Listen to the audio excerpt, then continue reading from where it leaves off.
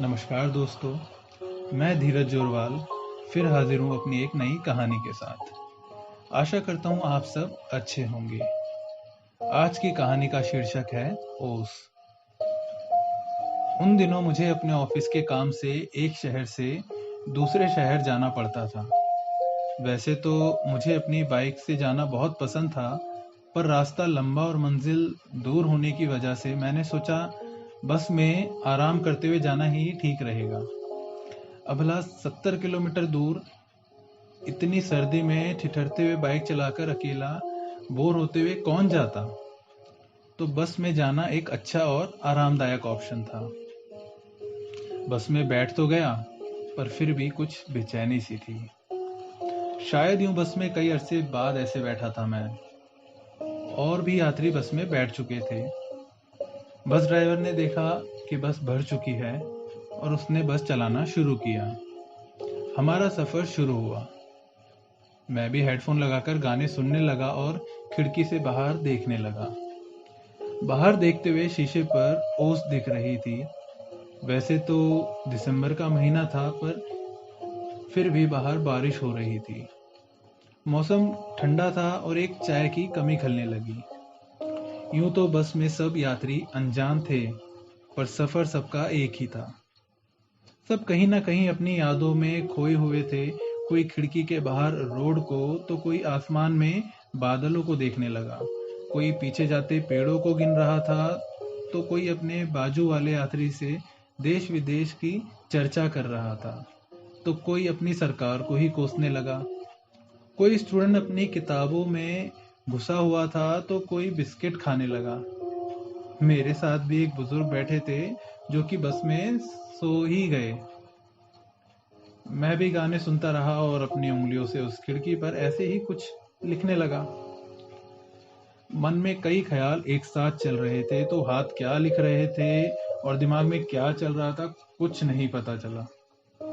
खोया खोया सा लगने लगा। फिर ध्यान दिया तो देखा मेरी उंगलियों ने उस खिड़की पर जमी ओस में एक नाम लिख दिया था, और वो नाम वही था जिसने मेरे जहन में कहीं ना कहीं अपनी जगह ऐसे बना ली हो, मानो जैसे ये उसी का घर हो। एक अजीब सा अधूरा सा एहसास मन में आ गया, जो दिल की धड़कनें बढ़ाकर धीमा सा कर रहा हो। खुद को ऐसे मजबूर पाकर देख उस नाम को वहां से मिटा तो दिया, पर अब उसका चेहरा मानो मेरी आंखों के सामने हो। खिड़की खोलकर खुद को थोड़ा फ्रेश करने का और उसको अपने मन से निकालने का सोचा। खिड़की से अंदर आती हवाएं काफी तेज और ठंडी थी। बारिश की हल्की हल्की बूंदें मेरे चेहरे से टकराने लगी। इसलिए खिड़की बंद करके अपनी आंखें बंद कर और ख्वाब बुनने लगा। सोचता कि हम इंसान क्यों किसी को अपने आप से इतना जोड़ लेते हैं कि उसके दूर होने पर भी उसका एहसास इतना करीब लगता, मानो जैसे सांसें और धड़कन की वजह ही वही हो। कल शाम एक पार्टी में उसके साथ था। उसने काफी अच्छे कपड़े पहने हुए थे, मानो जैसे कोई हुस्ने परी जमीन पर उतर आई हो। यूं तो न जाने कितनी नजरें उसके पहनाव पर थी, पर मेरी नजर उसके चेहरे से नहीं हट रही थी। रिश्ता तो दोस्ती का था, पर अब कुछ खास होने लगी थी वो। उसका चेहरा अब भी मेरे सामने था और उसके बाल उसकी आंखों के सामने आ रहे थे। ख्वाब मेरा था, तो मैंने अपने हाथों से उसकी जुल्फे उसके कान के पीछे कर दी और उसको निहारने लगा। धीरे धीरे अपने हाथों से उसको सहलाने का सोचा ही था कि अचानक से कानों में एक तीखी सी आवाज सुनाई देने लगी। बस कंडक्टर चिल्ला रहा था कि साउथ पॉइंट आने वाला है। अचानक बस रुकी तो आंखें खुल गई और ख्वाब टूट गया। बहुत अफसोस होता है ना जब कोई खूबसूरत सा ख्वाब टूट जाए। शायद आपके साथ भी ऐसा हुआ होगा और मन हुआ होगा कि वही ख्वाब फिर से देखा जाए। खैर, अब बारिश थम चुकी थी और हल्की हल्की धूप भी आने लगी थी।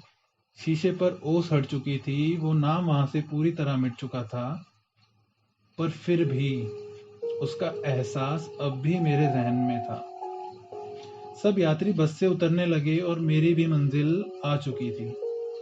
कितना अजीब सा था कि जहाँ जाना था उसे अपनी मंजिल कह रहा हूँ और मन खोया है, कहीं पहुँचना चाहता है, पर उसकी मंजिल का जैसे कुछ पता ही ना हो। बस से उतरकर ऐसे मन के साथ ऑफिस जाना अच्छा नहीं लगा, तो पास में ही एक दुकान से चाय पी और देखा कि वहाँ एक बच्ची खेल रही थी। मैं अपनी चाय पीकर ग्लास वहीं रखकर चाय के पैसे देकर वहां से जाने ही लगा था कि उतने में उस बच्चे की माँ उसको नाम लेकर आवाज देने लगती है, काजल यहाँ आओ। और ये वही नाम था जो मैंने उस खिड़की पर उसमें लिखकर मिटा तो दिया था, पर आज घूम फिरकर ये नाम फिर मेरे कानों में गूंज उठा। पीछे मुड़कर उस बच्ची को इस उम्मीद में देखा कि शायद वो चेहरा जो मेरे मन में है, क्या वो वहां तो नहीं। फिर अपनी बेवकूफ़ी भरी एक हल्की सी मुस्कान के साथ वहां से अपने ऑफिस की तरफ एक नई उम्मीद, उस ओस की ठंडक और ख्वाहिश के साथ चल पड़ा। ये सफ़र यहीं तक था दोस्तों। उम्मीद करता हूँ कि ये कहानी आपको पसंद आई हो। अगर आप ऐसी और कहानियाँ सुनना चाहते हैं तो इस कहानी को लाइक और शेयर कीजिए। चैनल को सब्सक्राइब जरूर कीजिए ताकि हमारी कहानियों का कारवां ऐसे ही चलता रहे। अपना और अपनों का ख्याल रखना दोस्तों। एक और नई कहानी के साथ आपसे फिर मिलेंगे। धन्यवाद।